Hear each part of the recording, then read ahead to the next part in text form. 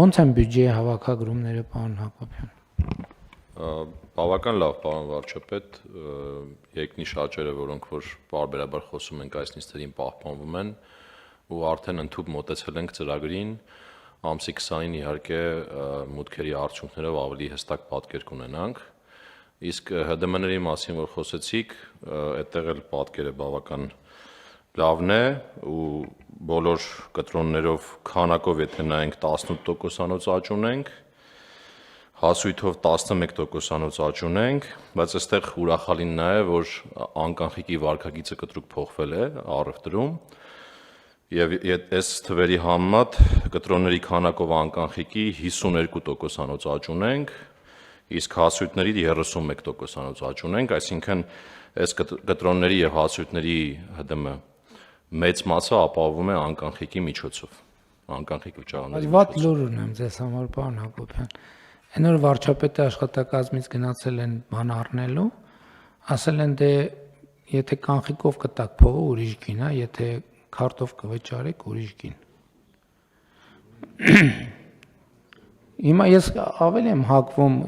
մեր գործընկերներից ռադիկալ հայացքներ ունեցողներ կան, միշտ որ այդ հայտարարությունը անում է, բան տենց բան անցնում, տենց լարում անցնում դալիճով, այս կանխիկի հարցը պետք է լուծենք։ Ժողովուրդ ինչն է սա, պետք կանխիկ փողը մի հատ կարակ բացատրեք։ Ինչ են անում մարդիկ կանխիկով։ Կա շարք են տալիս, ստվերային առևտուր են անում։ Ասենք ինչ պոզիտիվ բան կա, որ հնարավոր չի անել անկանխիկ փողով։ Բան ծննդին նվեր տալ հնարավոր է, հավելվածով տեղում քարտով փոխանցում ես։ Նվեր, այսինքն ինչ կա, որ նորմալ բնականon կյանքում, որը սահմանված է Հայաստանի Հանրապետության օրենսդրությամբ, հանրային բարոյականության նորմերով եւ այլն եւ այլն։ Ինչ կա, որ հնարավոր չի անել անկանխիկով։ Մի հատ հələ գույքագրեք։ Անկանխիկով որ հնարավոր չի անել։ Չէ՞ մի հատ լուրջ գույքագրեք, որովհետեւ ինչ է նշանակում Երևան քաղաքի կենտրոնում վարչապետի աշխատակազմը գնա առևտուր անի, ասի դե գիտես ընկեր ջան, սենց է մեր մոտ։ Ուրեմն եթե սենց անեք, սենց կանեք, փակեք այդ խանութը։ Փակեք այդ խանութը։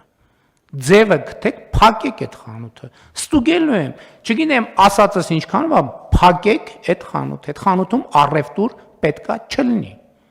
Իմ վրա եմ վերցնում անձնական պատասխանատվությունը ու ամեն օր կողքով անցնելու եմ։ Միջև անձնական թույլտվությունս չլինի, այդ խանութը պետք է չբացվի։ Կզեկուցեք անձամբ։ Քանի սենց խանութի տեղ իմացա, ամբողջ պատասխանատվությունը վերցնում եմ իմ վրա։ Փակվելու է այդ խանութը։ Առևտուր չի լինելու։ Միջև անձնական թույլտվություն չտամ, առևտուր չի լինելու։ Հաջորդ հետ բջջային հեռախոսների համակարգը արագ ներդնել։ Երկրում չի կարա լինի մտնի բջջային հեռախոս, որի հարկերը վճարված չեն, բացառությամբ ոնց որ պայմանավորվել ենք։ Ամեն քաղաքացի տարեկան կարա մի հեռախոս իր անձնական, թող 2 հեռախոս թող տարեկան մտցնի։ Չէ, որ չստացվի, որ մի հատ իր համար է բերում, մի հատ ընտանիքի, թող 2 հեռախոս թող տարեկան իր բանի համար մտցնի, բայց այդ պետքա մենք կարողանանք վերստուգել։ Ոնց կարելի է սենց վարվել։ Այսինքն մի ժամ ես կարդում եմ այս ծրագրերը։ Գյուղերը ցեխերի մեջ կոլոլված,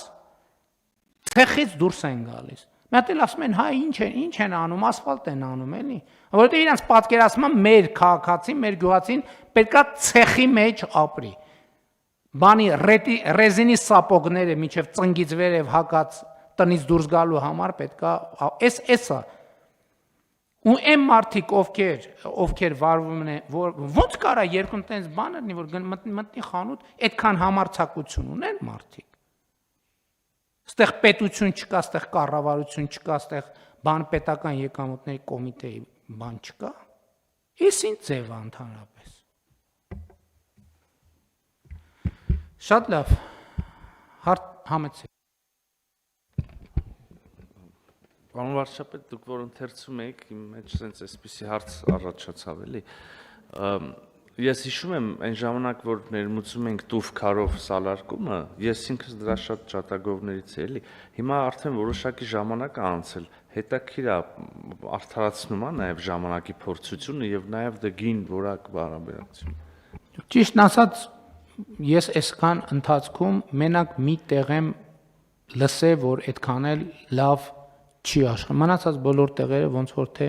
գողնակություն կա, դա էլ ենթադրում եմ հենց կոնկրետ այդ քարի խտության հարց կա, որովհետև հանքում տարբեր խտության քար է։ Պարոն Խուդացյան, ձեր կարծիքը։ Պարոն վարչապետ, բացառությամբ, այսինքն մեծ էական նշանակություն ունի առաջին հերթին եղանակային պայմանները, որովհետև շատ սառը եղանակային պայմանների տակ տուֆ քարը ինքը փխրուն է դառնում, մանավանդ այն հաշվին, երբ որ ինքը ջուր է կլանում Կապված եղանակային պայմաններ, այսինքն չէ, բայց դե հասկացանք հարյուրավոր բնակավայրերում կա միտեղ են ասել որ չի։ Ես ընդհանուր առմամբ սկզբից տուֆի հետ կապված սկեպտիկ էի, ասում եմ տուֆը ո՞նց է դիմանալու, բայց հիմա բոլոր տեղերում մարդիկ ասում են պարոնայք մարզպետներ, ճիշտ եմ հասկանում։ ես որ ամփոփեմ, պատկերը པարզ կլինի։ Նաև թեք ռելիեֆը կապ ունի։ Հիմա մենք անում ենք տուֆով բացառապես այն դեպքերում, երբ որ ռելիեֆը ապահովում է ամբողջական ջրահեռացում։ Այսինքն այնտեղ, որտեղ ռելիեֆը չի ապահովում ջրահեռացում, ինքը խնդիր է առաջացնում։ Եվ նախագծերի մեջ այդ տրամաբանությամբ ենք նայում, այսինքն բացի որակական հատկանիշները, առաջին հերթին եղանակ եւ ռելիեֆ, պարոն վարչապետ, որտեղ ջրի կուտակում է լինում եւ սառը եղանակ է լինում, այնտեղ տուֆով